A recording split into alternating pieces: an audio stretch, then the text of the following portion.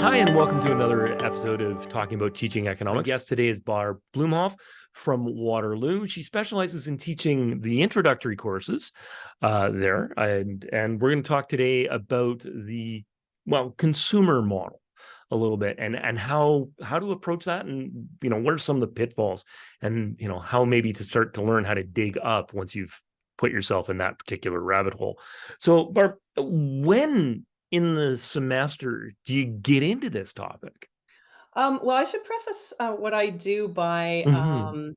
saying that the students that I get are not entirely all econ. In fact, the course that I teach is a first year seminar, and what it does is it specializes in different themes. So there's a theme on human sexuality, and there's a theme Oh, on neat. race and gender, and there's a theme on the blogosphere, and there's a theme on um, social identity and stuff like that. My theme is irrational economics, Okay. and so I'm doing a lot to kind of get students used to the idea that they use economics all the time. And my course is really, the course objectives are not to teach a corpus of economics. It's to teach a set of academic rhetorical skills. So the Okay. skills of problem solving in economics, the skills of framing and arguing issues in Okay. economics. And so my colleagues in psych and my colleagues in history, they would be using different rhetorics, and the students get to choose which ones they take. But they're required courses, Okay. and mine also includes a little bit of data, of course. But it's kind of a smorgasbord. And but your question was, how do I get them to think about consumer behavior? Well, yeah. Well, how do you? Well, let's flip the question a bit, and mea culpa for that. My apologies. Um, how do you introduce the topic of consumer behavior? Yeah. So to do that, I don't lecture. I have them experience an apple market, and this is actually I The believe it's fruit or the product or the? the T- the fruit actually. okay. Yeah. Okay. It's a kind of a structured activity that I just pulled out of the Journal of Economic Education, and it sort of sets up the idea of half the class is buyers, half the class is sellers. They get representative preferences. They want to buy for this price, they want to sell for this price, and then they just mill around. It's a standard kind of experimental setup that you and I have done a million times in our classes. But for these students, they've never for it's their first term. Well, in Hmm. this fall anyway, it was their first term in university, and they're coming from a pretty regimented, pretty non-autonomous, online learning environment that, I don't know about you, but I would have chewed my arm off to get away from, right, during the pandemic. If I was such a student and obliged to do, learning that way. So No. their expectation is that I'm gonna lecture them, and I Mm, don't. I give mm, them experiences, and then we talk about them, or they okay. write about them, or, they,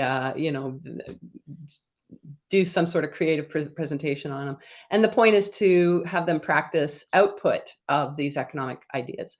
So, in a sense, economics is the sandbox that they use to practice I like that. proficiencies that they need at university, rhetorical proficiencies, questioning, finding and Right. defending and integrating evidence, quality evidence, what's the difference, and then talking about it, like persuading somebody that consumer behavior is real, or whatever the topic is. Right. So yeah, it's on the theme of economics, but it really could be on the theme of anything. As I'm saying, there's lots of different Hmm. themes they could sign up for. The classes are limited to 25, but you can't learn to swim without the water. You need some content or some Hmm. rhetoric that you can practice, academic rhetorical skills in. And for Right. me, it's irrational economics. So it's lots of fun. So consumer behavior comes in right in the first activity, where they just get up and start milling around, and then we actually talk about how quickly price information transfers through the market, and how when we repeat it, the convergence to an equilibrium is so much faster. Hmm. All the stuff that, we take for granted as experimental economists because we've seen it from Chamberlain on down, right? Yeah. But I don't know, it's novel and it's a fun way to, maybe they've taken economics in high school, but this ain't that. So, No, so they enjoy it. it's always good to break that high school expectation around economics. So is it just the Chamberlain Open Outcry market, or do you then try other institutions? Yeah, we do other sorts of examples of irrationality. For example, Mm, I have in my back pocket for a couple of weeks from now an experiment where I have them consider, two bags with marbles in them, black and white marbles, and in one there's the 100 marbles. One has right. 50 black, 50 white, and one I don't tell them how many there are, and then they Oh. have to kind of figure out what their preference is. And it turns out their preference is for the one that they know, and it really shouldn't be because they find out very quickly some characteristics of the other bag, and it's a way to elicit a contradiction. The contradictions, as you know, are the things that Mm. make learning fun. So, and then there's another thing I do. It's not even economics, but I have them do a what I call a high jump. And so I split the class in half, and I give the class some stuff to do on their own while I take one half of the class out into the hallway where I've put Bristol board, and I give them a marker and I say, okay, everybody's going to take a turn, try and jump and put a mark on the Bristol board as high as your jump, right? And then the second time they do it, well, for half of the class, for both of the groups, I give them ankle weights to wear in the second try, and they use a different pen. They use a red pen, and but for one half of the class, the framing I give them is, the ankle weights are the things you overcame to come to university, and just visualize 2 inches higher than you are, and go for it. You're gonna do great, and that sort of thing. And sure enough, every mark is higher, right? The other group, when they come out on that second jump, they do their benchmark jump. And then on that second jump, I give them instructions that are like, well, you know how it feels when you get a new pair of shoes and it affects your gait and everything's a little off. And, just try and do your best. Just put another mark. And none of you guys laugh. Try to be supportive, right? And stuff like this, right? And Negative every mark frame. is below. Yep. And then I bring the Bristol board in, and the two groups, and they don't notice right away, but they have different colored instruction sheets. Like each person gets, a green instruction sheet if you get the positive framing, and a red Hmm. instruction sheet if you get the negative framing. And eventually, as we discuss, why are these lines different for the two groups, right? And eventually, someone will want to look at the other group's Instructions. instructions, and Yeah. now we have a salient conversation about framing. Mm. And in Hmm. particular, it's framing of anybody's negative beliefs on you and what you can achieve at university. I Mm. don't know about you, but I had a lot of, unhelpful like preconceived notions kind of cast on me because we're not beamed to this planet, right? But it makes sense to tell students to challenge those Yeah. early Oh, on. absolutely. Plus, it's completely relevant to behavioral economics. Of course, the framing matters a great deal. Oh, yeah. Well, that's a So neat that's way to fun get into too. the frame. Yeah, and a little bit of sports psychology rolled in, Yeah. or just for good measure. Well, we can refer back to it when they're doing midterms and stuff like that. Like my course doesn't have any tests, it has a lot of writing. Hmm. But I see them as they go through the arc of their first term at university, and they're kind of like, "Oh, my midterms are coming back and I'm sucking, and like I don't understand stuff." And a lot of the students that choose my theme want to do economics, right? So Right. there's a certain amount of modeling resilience and Hmm. resourcefulness with respect to our literature as well. For sure, Hmm. they're looking for, I don't know, pointers for being the best economic student they can be, even though I'm not giving them a credit. My credit is in arts, not in Right. economics. Arts 100 Um, kind of idea. yeah. Yeah, exactly. Yeah. There's 2 of them, so it's not arts 100 exactly, Uh, but, mine is, I mean, they're not in the sequence or anything, right. but so, yeah, I mean, they might be taking Econ 100 Hmm. or 1 BB3 or 1 B3, whatever we used to teach, right, at Mac. Right. But Yeah, so it's helpful for them to Mm, see that that stuff they're learning in that class, oh, by the way, you're doing it it's over all the here. time, Yeah. right? No, It's that's it. relevant to all kinds of decision making. You're Yeah, thinking about it absolutely. all the time. Yeah, so Absolutely. No, and that's really important. And so yeah, you're doing sort of economics by stealth almost. yeah. It's like blending broccoli into somebody's ice cream.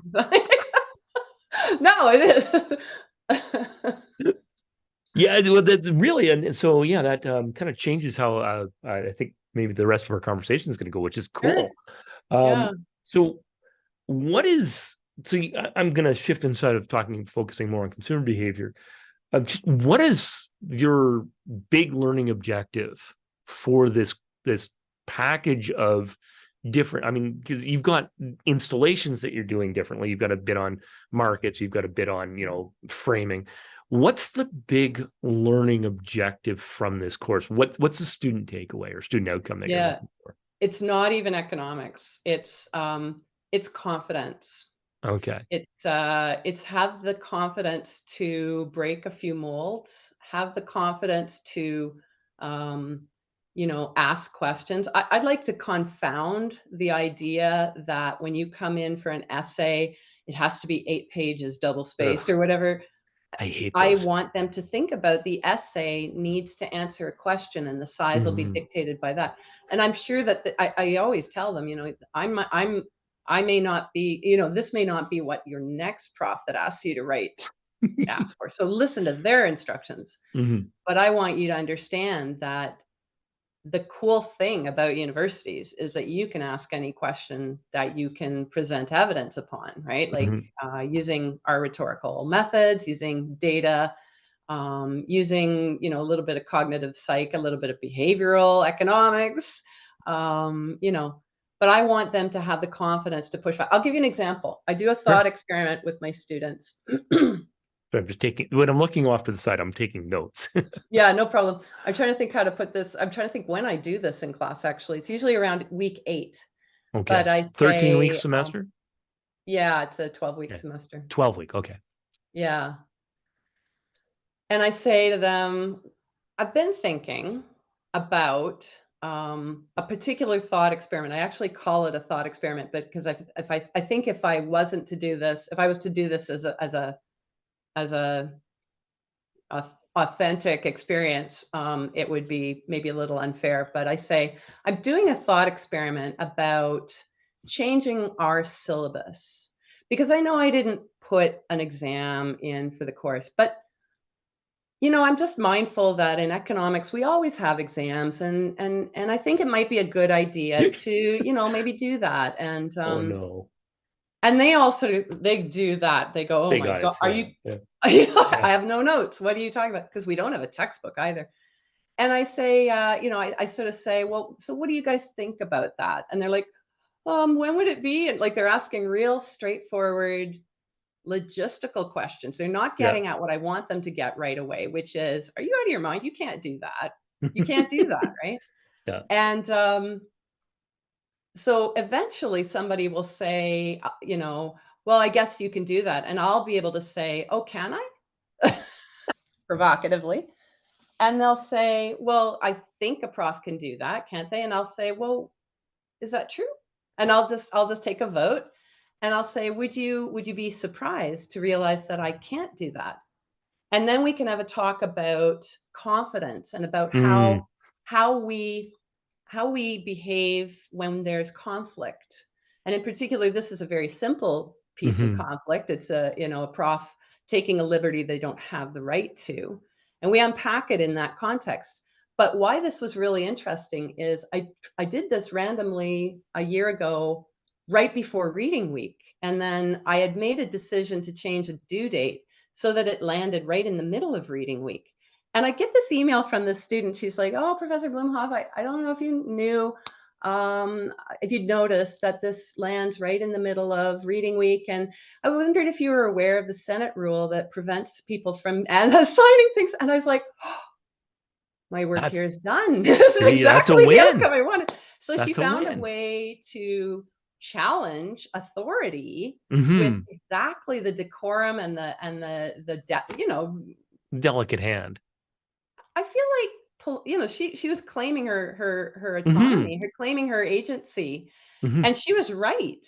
Oh And yeah. so that made it possible for me to I mean, I have to be honest, I sent out a gushing email about how proud I was of this student Oh, for that's finding a awesome. way to because I didn't know, I didn't realize when it landed. I was just counting 10 days out Yeah. from the due date because I thought that's what they needed, and of course she's right, and of Hmm. course this exactly exemplifies the institutional rules, right? The Hmm. way we transact is governed by these rules, and we have to have transparency in them. And I didn't quite put it in those terms, but those are economic principles, right? You have Hmm. to know what the constraints are so that you can operate.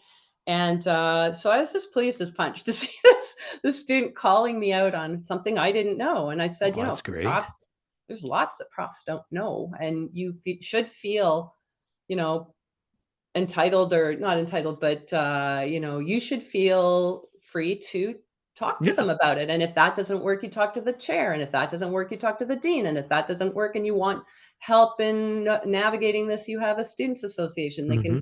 send somebody with you.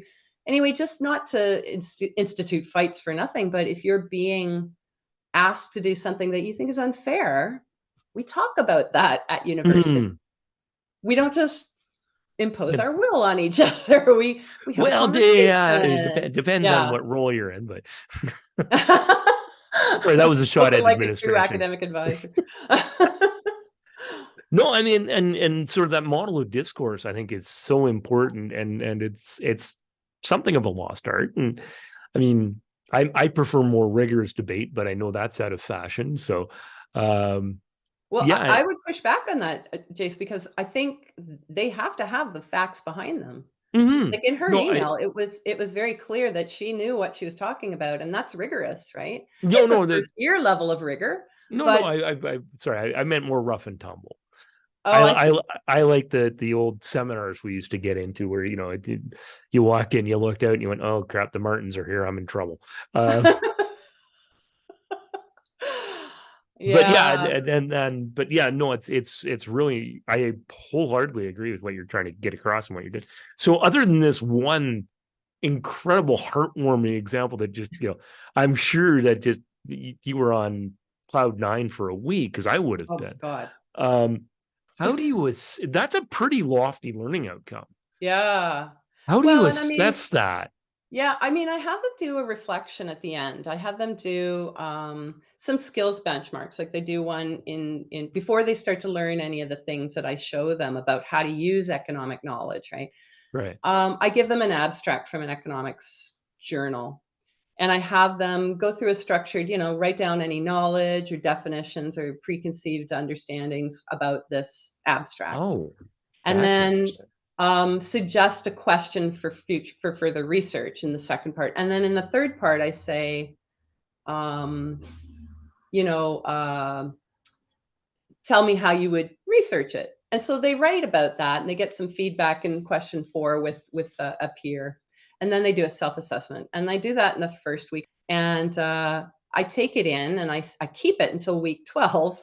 We do it again with a different abstract. And then the reflection is look at you then, look at you now. Right. Tell me what you see. And then so the reflection is The not pre it's and a post. vehicle for this learning outcome, but it's also evidence of this learning Yeah. outcome. No, I love the pre and post.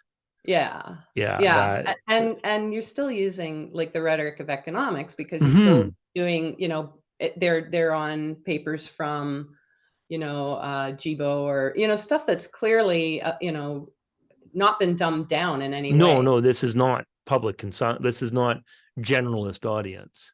Yeah.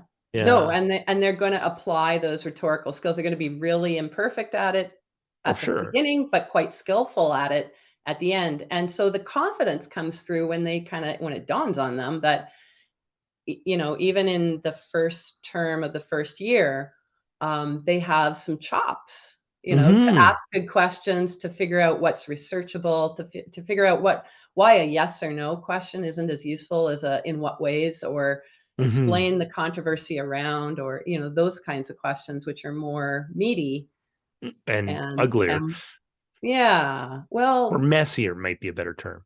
I feel like they take you places that a yes/no question Oh a no, yes/no absolutely. That question gives you a one-word essay, right? I mean, it's well, like, the dirt is where the fun is.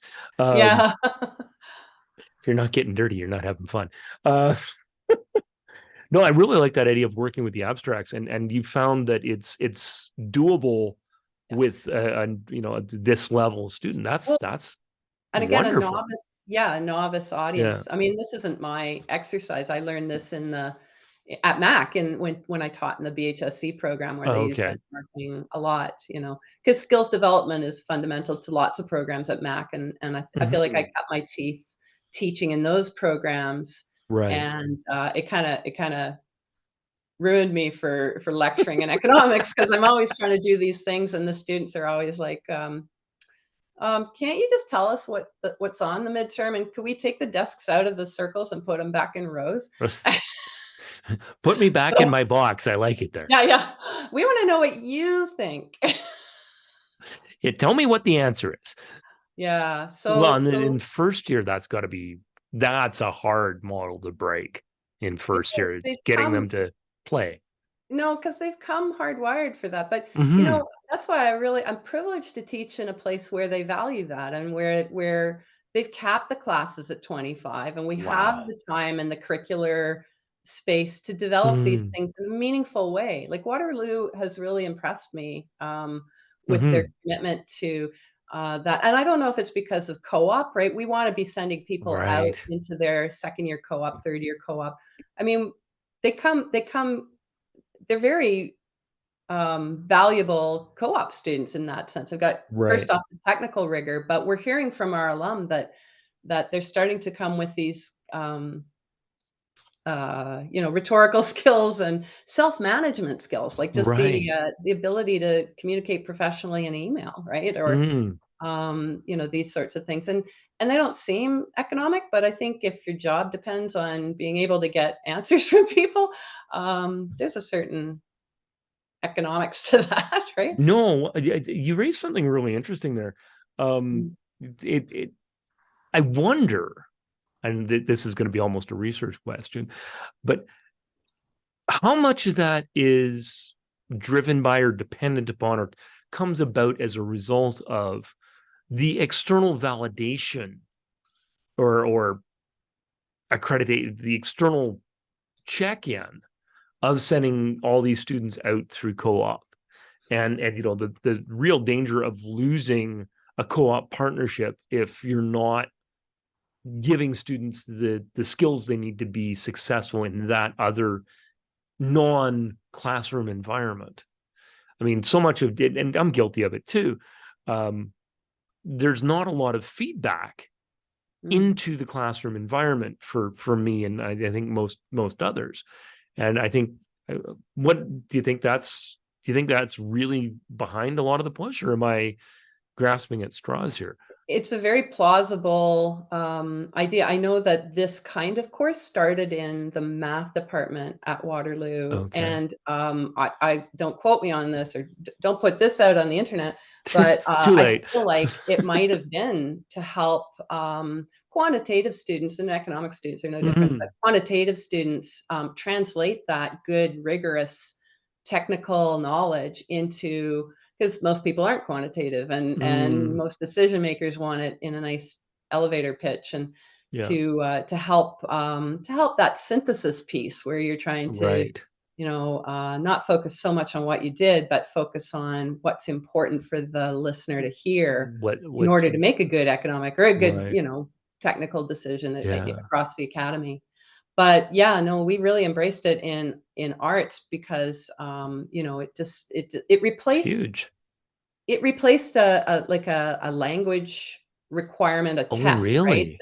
That you had to, if you had certain grade 12 credits, you would get, you would exempted from the test, Right. but otherwise you would be required to do this test, and the test is, like all tests, maybe a little uncontextual for Yeah. for what we really want. We really want somebody to be a skillful, interlocutor and you know, a respond intelligently to feedback and to be able to pivot a research question in the face Hmm. of the evidence in the literature and those sorts of things, right? And to be able to present and sell an answer Right. in written form or in, you know, in presentation form. So that's, you can't do that in a test.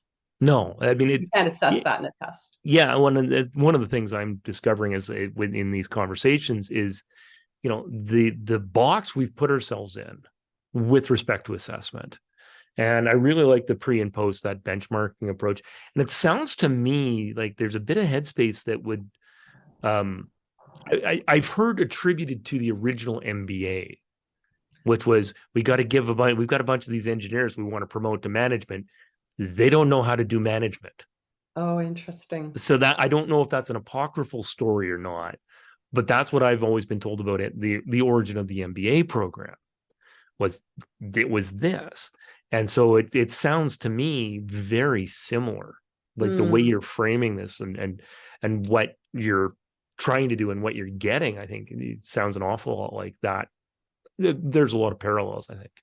Well, I think what's interesting is that I also teach a fourth year senior honors essay. And so so that's pure economics. That, That's that where, that's a pretty big set of bookends.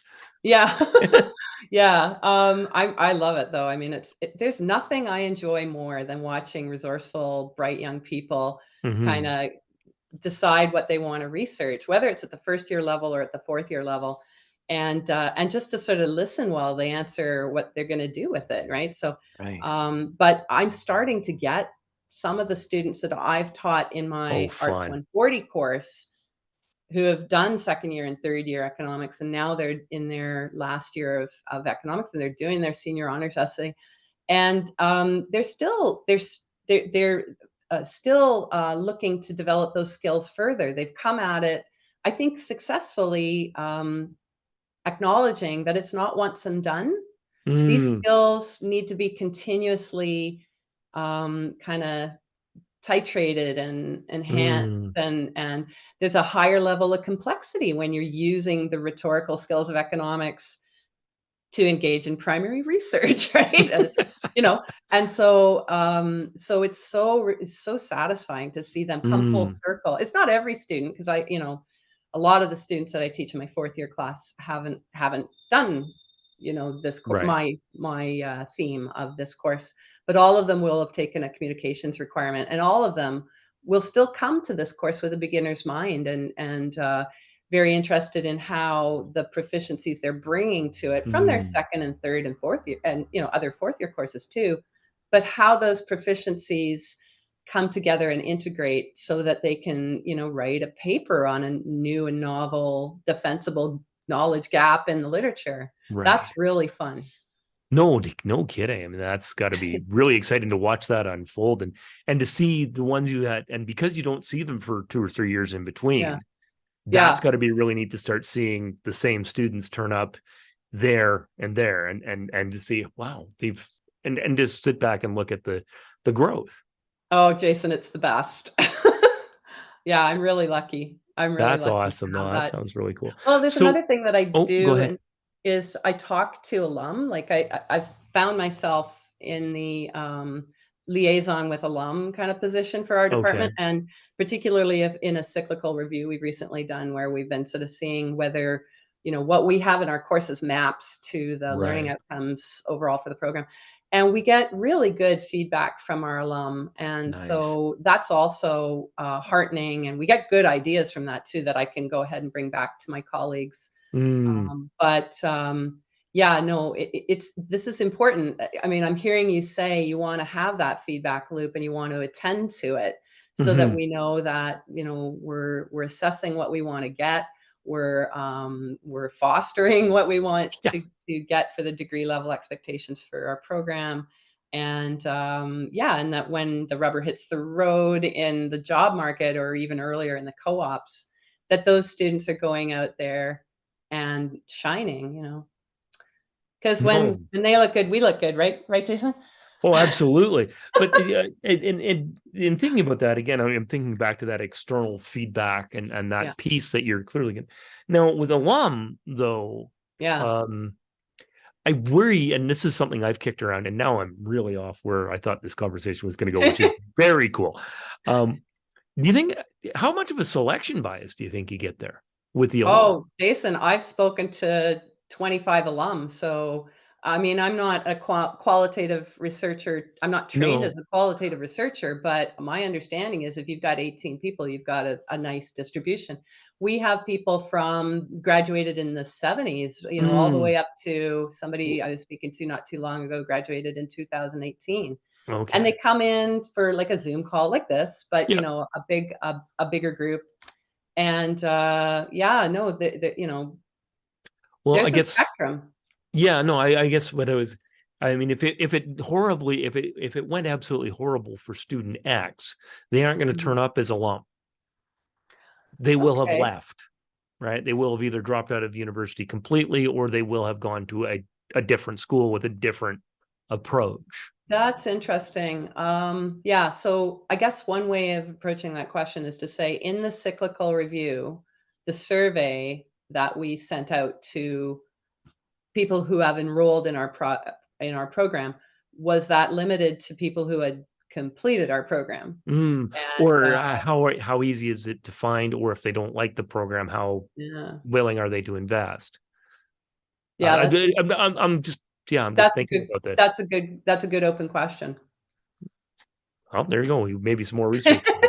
You're right, it is a research question. Yeah, no, that's and I'm just wondering because this is one of the things I've thought about in terms of how we should be assessing instruction, because I've been involved in some of those discussions at the faculty and at the union level.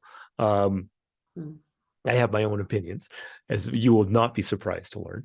Uh, but that's one of the problems. Is one of the things I've always thought would be we should be asking people in addition to the end of semester surveys 5 years out, 10 years out, Yeah. what worked, what didn't.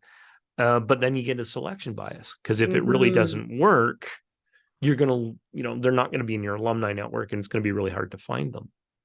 And I wouldn't say this is the final answer, but I Mm, also think, there's a sense in which we want the feedback from people who have taken the full career in economics route. And if, mm, for whatever reason, if they were, daunted or, some people I know a woman that I graduated with from my undergrad, and we're on our way to step up the dais to get our diplomas. And she turns around to me and she says, Barb, I just realized I hate economics, right? And I thought to myself, wow, that's terrible. well, I So mean, so we should be selecting out, right? We should be encouraging people for whom this doesn't work to not waste their yeah, time. yeah. I don't mean that to be, but But we how want did as that's broad an information set as is appropriate. Yeah, of well, course. and Yeah.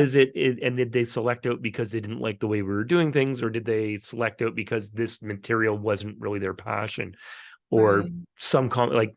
it's messy. It's messy. Like all human research with humans. Yeah, yeah. I wish they would just check the box and leave me alone.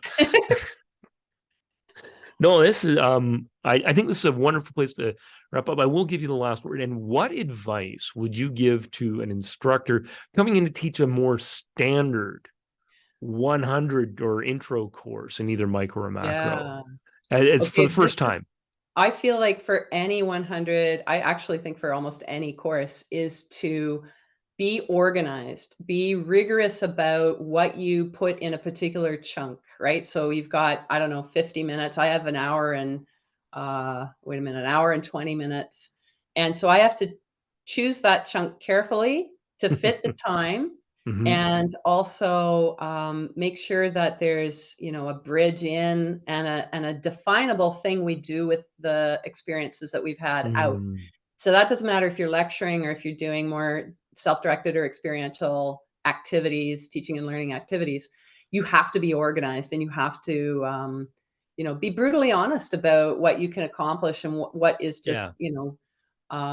not really worth the extra complication. So streamlining it, and I do think it's a little difficult because I think as a first time instructor teaching a first course, you're ambitious. I know some of the Oh, people who are hired with me, and myself too, to some extent, right? Like we wanted to do such a good job. We so ambitious. positively viewed the opportunity to really teach as though learning mattered in this program. It was really empowering, and we might have overdone the content that we wanted to deliver. Hmm. So being very, mindful of revision. And so for a new instructor, just trusting the process of that, paring Mm. down a revision or reflection. Do you remember Don Dawson, Hmm. prof in art? Hmm. Yeah, he used to, he advised, me to always sit down after my class and just make notes, right? What Hmm. worked, what in the next time I offer this, what, would I do differently? And so Teaching now I've diary. got a really tight set of information, and I Hmm. know it'll work. I trust the process. The benchmarks will work. The term skills reflection that I give them will work. The essays that it will work, right? Because I've got that experience. So I feel like that's the challenge for a new Mm. instructor is to I don't know, to be be willing to get feedback and be willing to reflect on what worked and what didn't. Because Mhm. being organized, that's what's going to make the students really find their feet in your topic. And economics is so important, right? Like it's so important. We want them to find their feet. We don't want them to go, oh, it's too darn different and it's too hard. Mm. And yeah. So that would be my advice is just be willing to evolve your practice. Great. Thank you very much. My guest today has been Barb Bloomhof of Waterloo University. Thanks, Jason.